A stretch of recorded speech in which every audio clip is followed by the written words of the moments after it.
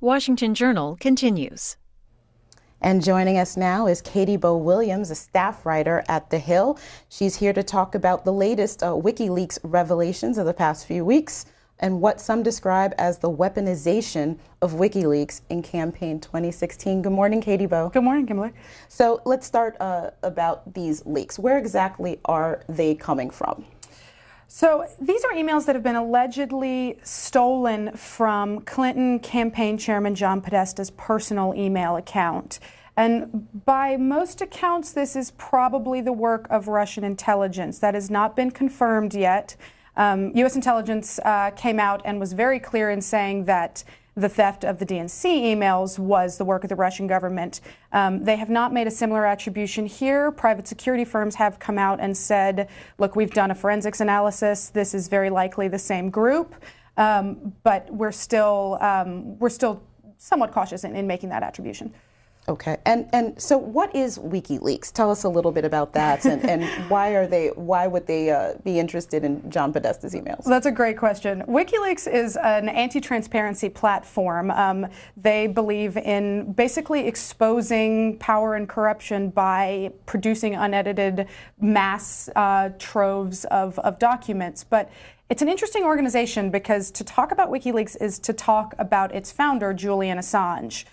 Julian Assange is a guy who is currently holed up in the Ecuadorian embassy avoiding a rape charge. And he's a guy who has an axe to grind against Hillary Clinton. And he's gotten quite a bit of criticism for how he's managed leaks over the years. There's some suggestion amongst researchers that he is happy to sort of publish anything that either suits his own agenda or promotes his sort of stature in the world. And who else has WikiLeaks targeted? What other have they been focused primarily on the Clinton campaign, or do they have other targets as well? Throughout this cycle, we've seen them release these emails that were stolen from the Democratic National Committee as well. So one of the things that you have sort of heard critics of WikiLeaks say is this is somebody who is sort of explicitly targeting Democrats and the Clinton campaign. The DNC leaks were sort of also seen as damaging to Clinton, and so these Podesta hacks largely. Okay, we are talking with Katie Bo Williams of The Hill about the latest batch of WikiLeaks emails that were released over the past several weeks. Our viewers can join the discussion. Democrats 202-748-8000, Republicans 202-748-8001, Independents 202-748-8002, as well as those supporting third parties can call 202-748-8003. Now let's take a look at some of the things that WikiLeaks has released. According to a Russian news organization, has sort of taken the best of some of the recent hacks. One of those involved her Wall Street speeches. According to RT America, a January 2016 email detailed how Clinton boasts of her, quote, great relationships with bankers. In a October 2013 speech, she spoke of how, quote, more thought has to be given to the process and transactions and regulations so that we don't kill or maim what works, but we concentrate on the most effective way of moving forward with the brain power and the financial power that exists here on Wall Street. Many of these emails involve some of these paid speeches that she's given to Wall Street groups, something that her opponents were calling for her to release. How big of an impact is this making? Well, there's a couple things to remember about the impact that these emails are having. The first one is that the content of these emails actually haven't been confirmed. The Clinton campaign has been very explicit that we're not going to comment on the authenticity of stolen material. So while these are sort of largely being treated as accurate, given that the Clinton campaign has not come out and said, no, nobody said this is false, that's sort of an important distinction to remember that anything that's sort of in these documents. With regards to the content about Wall Street that's in these emails, that was sort of one of the big early revelations from these documents, that there were partial transcripts from her speeches to Wall Street that obviously had been kind of a big issue in the primary. There's some strategists that are saying this maybe would have been more damaging to her had it come out in the primary, because it does appear to sort of portray her as a little bit cozy with Wall Street under some interpretations. And that's one of the big things that Sanders supporters were kind of hitting her on early on. All right. David is calling in from Todd, North Carolina on our independent line. David, you are on with Katie Bo Williams of The Hill. Katie, what kind of discussion is there on the Hill about using social media platforms to dictate to the representatives the United States citizens' desires? I mean, I've been trying to get this conversation to go for 4 years now, along with using debit cards to track immigration and make that a secure system. My name's Airhead Boone. Can you elaborate on that? If you're talking about WikiLeaks as a social media platform, I'm not 100% sure that's an entirely accurate way of describing them. They are an operation that's run largely by a single guy. Julian Assange will say that he has sort of hundreds of employees or volunteers that are helping him disseminate these documents that they're publishing. But if you talk to former employees, it largely sounds like it's a one-man shop. Now, they do have a huge social media following, with what I would say are pretty active supporters who spend a lot of time defending the integrity of the organization. So let's talk politically about what these WikiLeaks revelations are having, the political impact. Florida Senator Marco Rubio, who is running for re-election, said this week that he told ABC News that Republicans are making a mistake by jumping on allegedly hacked emails released by WikiLeaks. And he said he himself won't talk about them, and he urged his Republicans to follow suit. He said, quote, "As our intelligence agencies have said, these leaks are an effort by a foreign government to interfere with our electoral process, and I will not indulge it," Rubio told ABC News. Further, "I want to warn my fellow Republicans who may want to capitalize politically on these leaks.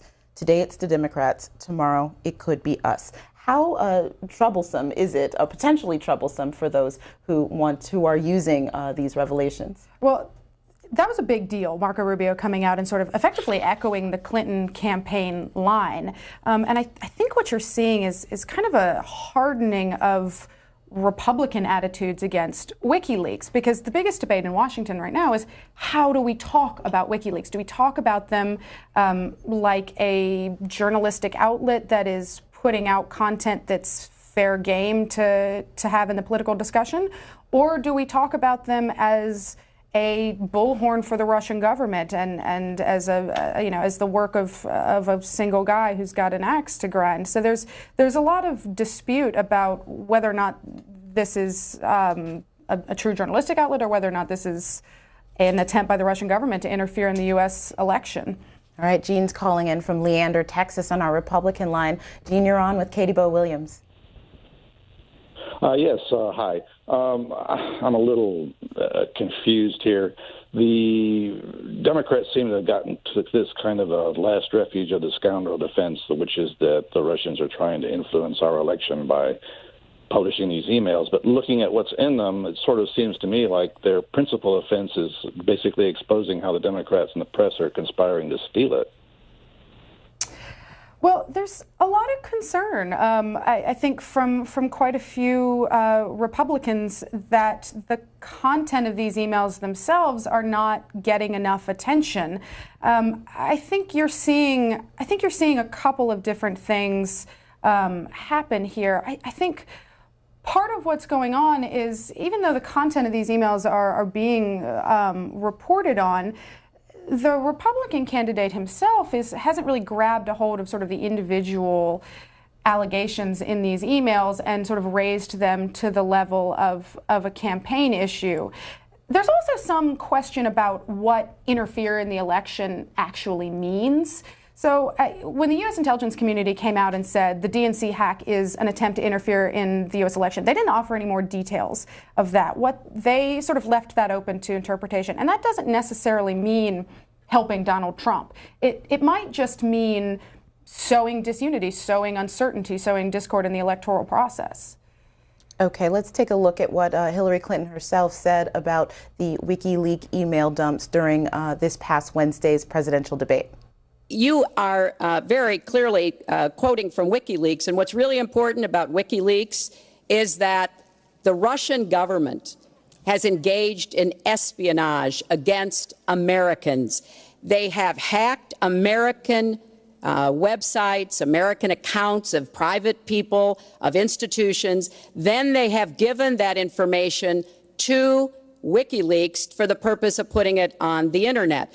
This has come from the highest levels of the Russian government, clearly from Putin himself, in an effort, as 17 of our intelligence agencies have confirmed, to influence our election. So I actually think the most important question of this evening, Chris, is finally, will Donald Trump admit and condemn that the Russians are doing this and make it clear that he will not have the help of Putin in this election, that he rejects Russian espionage against Americans, which he actually encouraged in the past. Those are the questions we need answered. We've never had anything like this happen in any of our elections before. That she put the focus clearly on Russia and the fact that this was outside, an outsider influencing, trying to influence the election. But John Podesta and others in our campaign have sort of had uneven responses to it, sort of responding to some, but at the same time not saying that they're not confirming that they're real. Talk a little bit about the Clinton campaign's response to all of this. Well, one thing that you've started to see the Clinton campaign do is try to explicitly tie Donald Trump to WikiLeaks. They've started sort of floating the suggestion that Trump somehow has a direct connection to WikiLeaks. The evidence is not, the hard evidence isn't really there for that yet. That seems to largely be based off of claims by this longtime Trump confidant Roger Stone that he has a quote-unquote back channel connection to Julian Assange. Now, what that looks like, who knows? And he said that he hasn't gotten any information about these dumps beforehand, but that's certainly the narrative that the Clinton campaign is pushing right now. Okay, Bill is calling in from Los Lumis, New Mexico on our Democratic line. Bill, you're on with Katie Bo Williams of The Hill. Good morning, ladies. Listen up, viewers. Listen up, listeners. There's an old saying, if you want to hide something, hide in plain sight. Hillary's emails, Hillary's personal server were not hacked. She did something right. Hacked emails are contaminated information. They will not hold muster in any court in any day. Thank you. So how reliable is this information that we get from this WikiLeaks hack or any sort of hacks in Yeah, that's a great question. We don't know that this information is authentic. My personal suspicion is that because the Clinton campaign has not come out and explicitly denied the content of these emails, they're probably accurate. But security researchers have repeatedly warned that given that these emails were most likely stolen by the Russian government and provided to WikiLeaks to publish, to have some sort of influence on public opinion, there could be emails in there that have been edited or doctored in some way. I don't think we've seen that yet, but that's not to say that emails that are coming out in later dumps, are going to be completely accurate. The New York Times has a opinion piece today related to the WikiLeaks release and says that it's a lesson for Secretary Clinton. It says that Mrs. Clinton will only stir up her Republican critics by appearing secretive. She has a much better chance of shutting them down, as she did in her Benghazi hearing, with a dogged determination to show she has nothing to hide. It goes on to say, imagine if months ago Mrs. Clinton had done her own giant information release, including hundreds of pages of speeches to Goldman Sachs and Citibank, and other organizations. Journalists and the public would have waded through them, discussed them, written about them, and by now everyone would have long since moved on. Talk a little bit about that, the idea that Clinton has this reputation of being secretive and whether the campaign went about that the wrong way. Well, this kind of drip, drip, drip of minor revelations that are coming from these emails is certainly damaging to Mrs. Clinton. She's obviously struggled with this sort of perception that she's untrustworthy.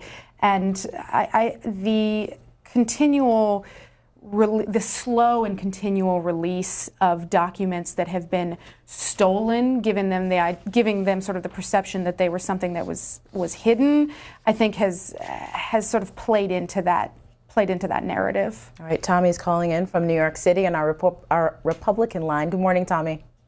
Good morning. How are you? I understand there's a lot of bad things coming out on WikiLeaks, but I don't go by that. I go by, I know I'm following her for a long time.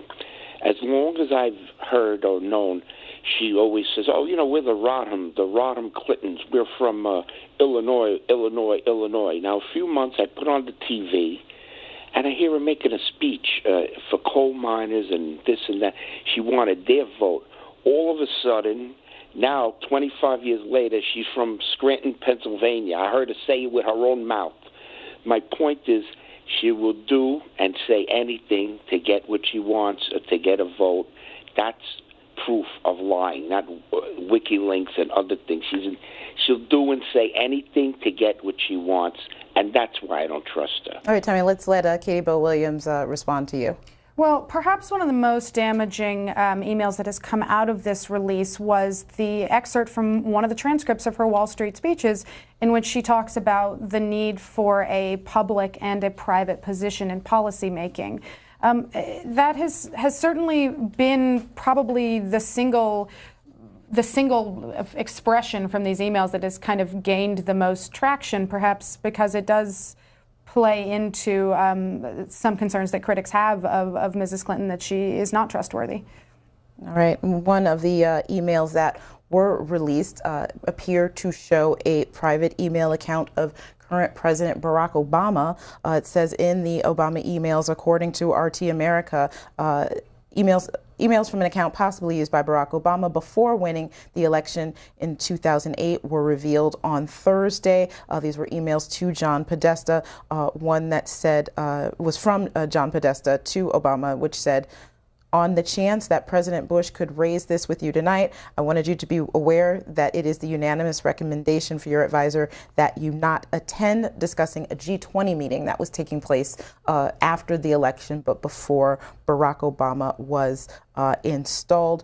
The email address that he used was also released. Talk a little bit about that. What sort of information does it appear that these releases are trying to divulge, or is it mostly just to embarrass people? Well, I mean, so like with that particular email, I think the nugget of information in there that kind of generated a little bit of interest was the fact that that was an email address that hadn't formally known to be associated with the president. But the thing about WikiLeaks that has sort of characterized their releases of documents sort of since the beginning of this campaign is they keep promising to deliver the death knell for the Clinton campaign, but they've largely overpromised and underdelivered. While there's been revelations in here that have been seen as embarrassing for Mrs. Clinton, there hasn't been anything that's yet amounted to a true October surprise. Now, who knows what's going to come out in this sprint leading into November 8th, but that's been the narrative so far. Just over 2 weeks left, so that's going to be my next question. Could more be coming? There's absolutely more coming if Julian Assange is to be believed. There are still thousands of emails from Mr. Podesta's account still to be released, so we'll see what's in them. All right, Arma is calling in from Hawthorne, California on our Democratic line. You are on with Katie Bo Williams of The Hill. A few months ago, Trump on a campaign, I don't know what he was doing there, but anyway, he had a campaign. And he said, "Russia, if you're listening, please get me those emails." And then a few months later, Hillary Clinton's emails. And then a few months later, they were there. And then he claims that he doesn't know anything about, is it Russia or what? He said this in public. Nobody mentions this, but he actually asked them to get Hillary Clinton's emails that were missing, and they did. All right, Arma, let's let Katie Bo Williams respond to that. Now, these aren't the emails that she deleted. Those are not the emails that she deleted. Those are actually being released right now through a FOIA request. The FBI recovered about 15,000 emails that Clinton deleted when her lawyers purged the personal emails from the work-related ones before she turned the work-related ones over to the State Department. FBI recovered about 15,000 that they said were work-related that had been deleted. The State Department is releasing those. They actually just made the second release yesterday. They're largely duplicates. They've so far been documents that were already released through other FOIA requests, perhaps an email that was an identical email chain that had been forwarded with the line "please print" at the top of it. That's the kind of thing that's coming out of these dumps. Okay, Virginia is calling in from Huntsville, Alabama, on our Democratic line. Good morning, Virginia. Good morning. Hi, Virginia. I just would like to ask a question. I would like to make a comment first, and I would like to ask a question because I am a retired civil servant that worked in the top secret capacity. For these emails to be released and for the media to take a hold of them and publish them and talk about them like you're doing, to me, it is a hindrance to our government. You know, in order to destroy a government, you must destroy it from within. And we have no emails from the Republican Party. We know nothing about what they are doing. And when we get down to the very gist of this, you're going to find out that this was also done from within and dealing with Hillary Clinton. Now, I don't agree with everything that she does and she says, but then for Donald Trump, and I agree with the other caller when he made the announcement to hack into her email. Now, you know, this is espionage as far as I'm concerned. All right, Virginia, let's give Katie Bill Williams a chance to respond to you. Well, a lot of people do see this as espionage, including the Clinton campaign. Given the fact that these emails were most likely stolen by the Russian government and then provided to WikiLeaks to publish, there's a great deal of concern in the security research community that foreign intelligence agencies are now using the platform of WikiLeaks effectively as a weapon to try to somehow influence public opinion and have an impact on the results of the election. Judge Andrew Napolitano, a New Jersey judge, wrote a piece for Fox News exploring the question as to whether the media can reveal things that are disclosed in these WikiLeaks dumps. He says, can the government hold the press liable criminally or civilly for the publication of known stolen materials that the public wants to know about? In a word, no.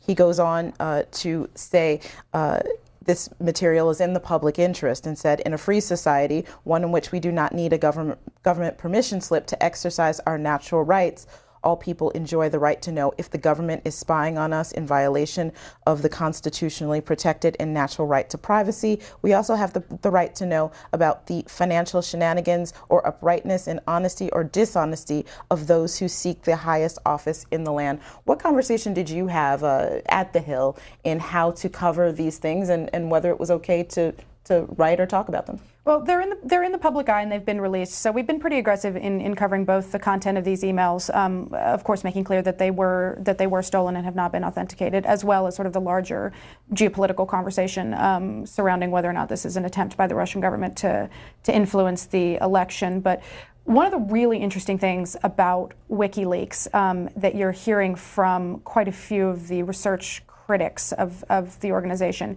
is that they don't do what journalists do when they're provided sort of a mass data dump.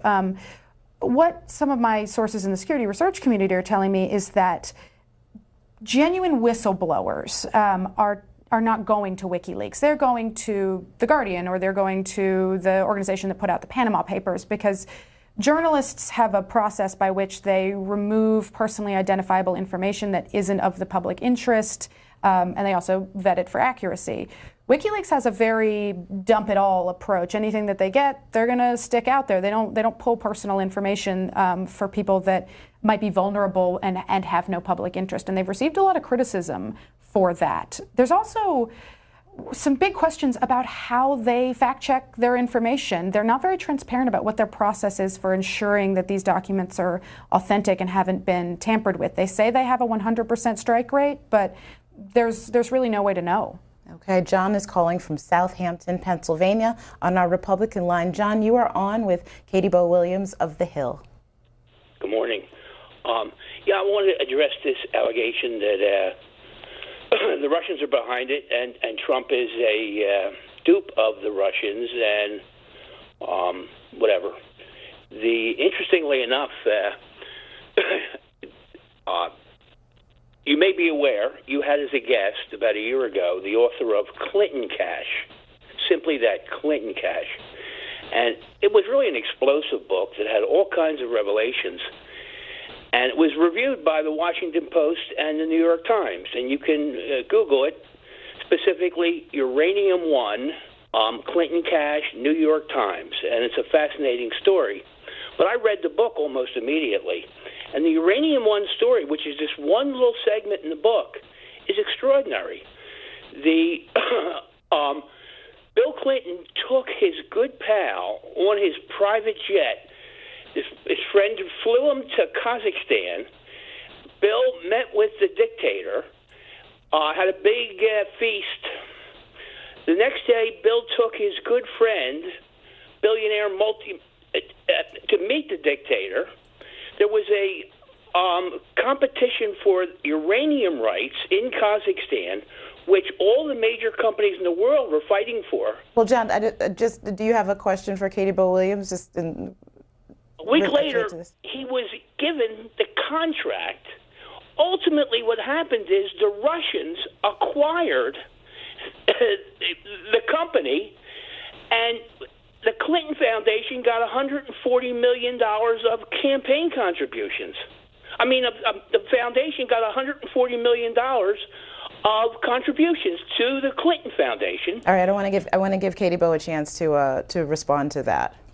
Well, there are certainly concerns from the Republican side of the field that there. Let me rephrase that. There are certainly sort of hopes, I think, amongst some of Clinton's critics that there will be something in these WikiLeaks emails that will, effectively be the thing that is able to bring Clinton down somewhere between now and November 8th. But, the question is, will that revelation be in there, and what impact will it have in the next couple of weeks? Well, let's take a look at what Republican candidate Donald Trump himself said about the impact of these WikiLeaks revelations on the Clinton campaign on Thursday during a campaign rally. Hillary Clinton has raised countless millions of dollars from big donors who want to ship our jobs to other countries. You know that. You saw that last night. Remember when I said open border, and she said, open border, I don't want open border, but she turned out she wanted open borders. Boy, that WikiLeaks has done a job on her, hasn't it? And you take a look, she really has a hatred almost for Catholics. She's got a hatred for evangelicals. I mean, what they said about Catholics and evangelicals and so many other things. So many other things. And actually, the one I liked was John Podesta saying that, who's her campaign chairman, saying that Hillary Clinton has bad instincts. She's got bad instincts. I don't want somebody with bad instincts as our president.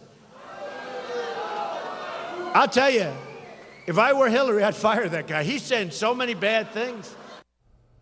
How big of an impact is this having on at least Donald Trump's attacks on Hillary Clinton? Well, we've started to see him grab a hold of the revelations in some of the specific emails, but there's some strategists that are concerned that he really kind of missed his opportunity with a lot of the content of these emails to grab a hold of some of the earlier ones that came out of Wall Street that had some really clear, defined talking points that were easy to understand. He took a while to really start honing in on single emails. He would sort of mention them obliquely on the stump, but not really drill down on them.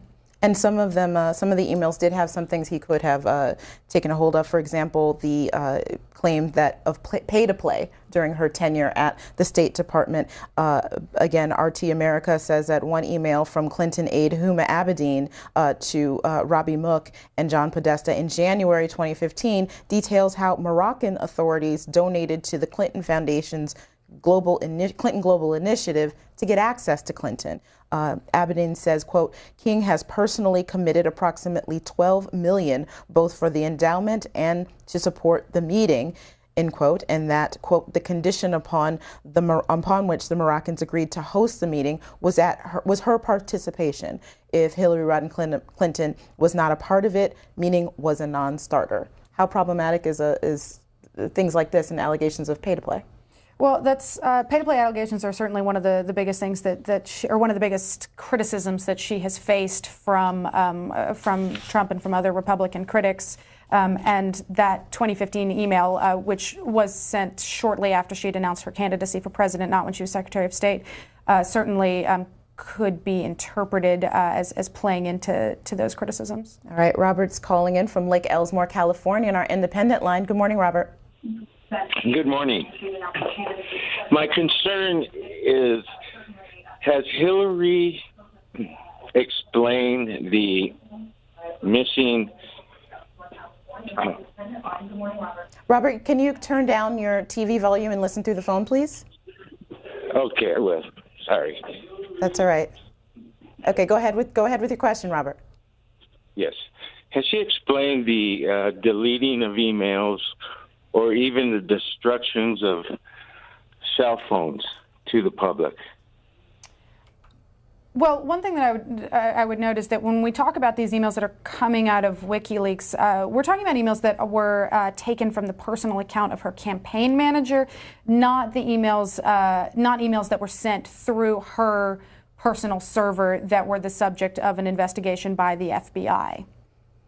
And so what implications do you think these WikiLeaks dumps are going to have in future campaigns and on the political world more generally? Well, I think that's what you're seeing with these comments that came out of Mr. Rubio this week. I think you're starting to see this sort of hardening of attitudes, not just on the Democratic side, but on the Republican side. This sort of growing concern that there might be long-term political consequences to supporting what is believed to be an attempt by the Russian government to interfere in a U.S. election.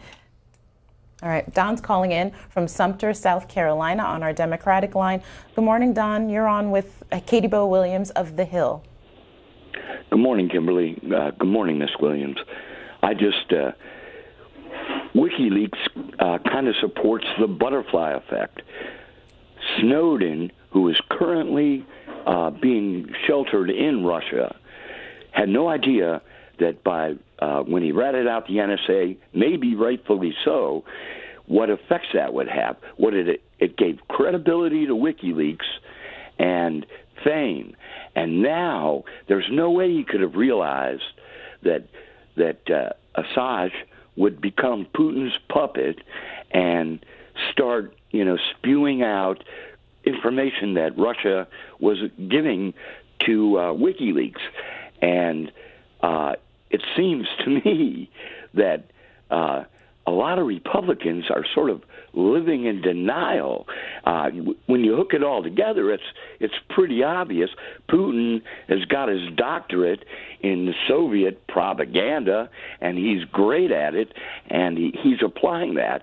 And it sort of makes a lot of Republicans become, I hate to say this, Russian collaborators. Well, Don, let's let Katie Bo Williams respond to that.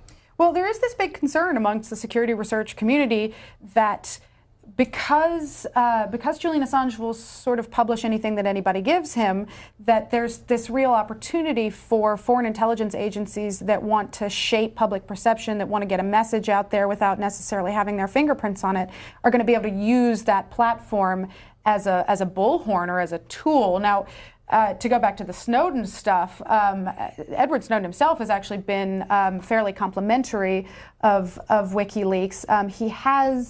He has raised some concerns about their kind of dump it all attitude, what he's called their sort of opposition to even modest curation of leaks. Now, Snowden himself obviously went to The Guardian, so he did go to journalists that sort of picked through and found a way to produce those documents in a way that was both of the public interest but also protected vulnerable individuals. Now, in our last segment, we talked a little bit about a cyber attacks that happened yesterday and were, according to WikiLeaks, were by WikiLeaks supporters in response to Julian Assange's internet being cut off at the Ecuadorian embassy in London. The Chicago Tribune editorial board praised that move to cut off the internet. It said Julian Assange, the WikiLeaks kingpin holed up in the Ecuadorian embassy in London, can reboot his laptop all he wants, but he'll still get one of those infuriating no connection to the internet message flashing across the screen. Why?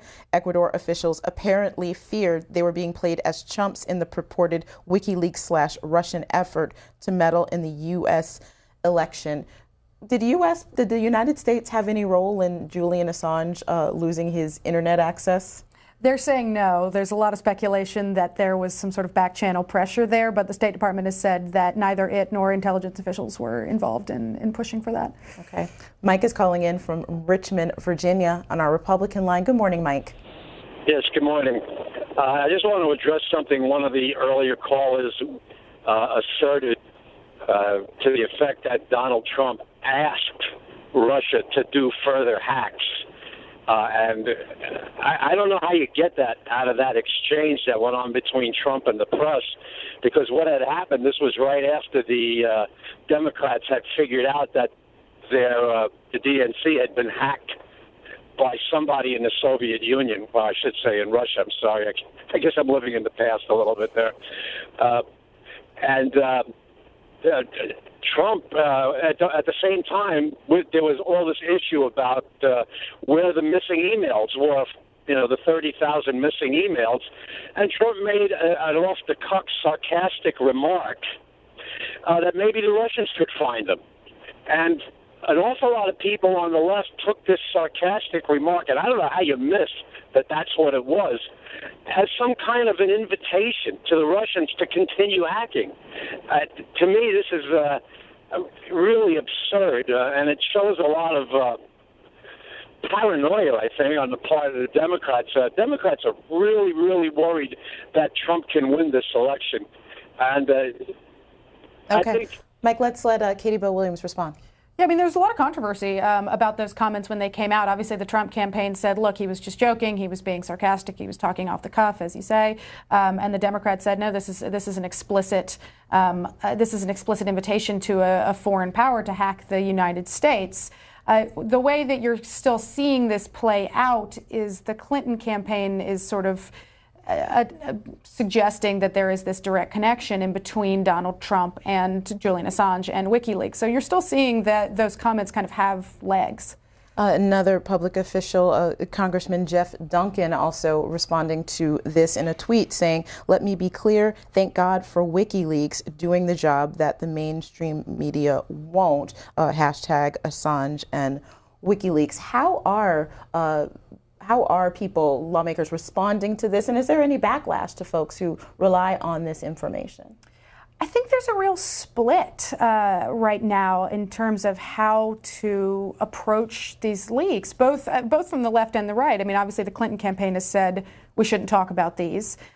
You've had Jill Stein use the content of the emails to hit Clinton for not being progressive enough as recently as yesterday.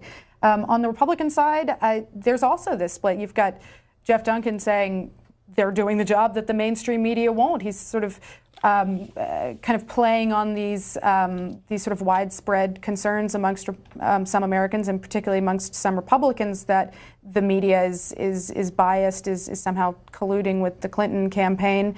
But then you have Rubio saying no, like we shouldn't talk about these. We should be next, and he's seen as kind of a leading light in conservative foreign policy thinking. So there's really a big split here in terms of how lawmakers are handling these. Okay. Connie's calling in from Highland, California on our independent line. Good morning, Connie. Good morning. Thank you for taking my call. And I just want to say, Trump won his to be the running person because the other opponents that he was running against were all afraid to say what he opened the doors to. A lot of people are so fed up with what's going on in our country, with everything. And also, I want to know how can't they know where WikiLeaks are coming from? Doesn't it say where they're being published from or whatever? And also, I want to say about Trump also that all these persons and women that have come up before, it's before he was running for president. All right, Connie, that's a lot to unpack. Let's let Katie Bowe-Williams respond. Well, in terms of where these leaks are being published, that's kind of the big question now, because obviously Julian Assange no longer has connection to the internet. He's claimed, as I mentioned, hundreds of volunteers. It's unclear who they are, where they're actually publishing these from. Dan's calling from Independence, Oregon on our Democratic line. Good morning, Dan. Good morning. My question is about journalism. I always thought that journalism was supposed to be reporting the truth. And I know these WikiLeaks things have not been confirmed or anything, but here we are putting them out there as if they're the truth. Thank you very much. Bye. Go ahead. What's your response to that? Well, I think certainly at the Hill we've been pretty careful to make sure that we're identifying the fact that these emails haven't been confirmed, but that they are that they're now out in the public eye and are having an impact on the political discourse. All right, Donna is calling in from Painesville, Ohio, on our Republican line. Donna, you're on with Katie Bowe-Williams of the Hill. Good morning, ladies. Thank you for taking my call. This Hill, the paper you work for, do you write things about both parties, or you lean more towards the Democrats than the Republicans? I'd say we strive to be as middle of the road as is absolutely possible. Okay, Katie Bowe-Williams, staff writer at The Hill. Thank you so much for joining us this morning. Thanks, Kimberly. And coming up next, we'll be talking election reform with a founding member of the 90s band Nirvana. Chris Novoselic will be here to talk about his group Fair Vote and election reform. We'll be right back.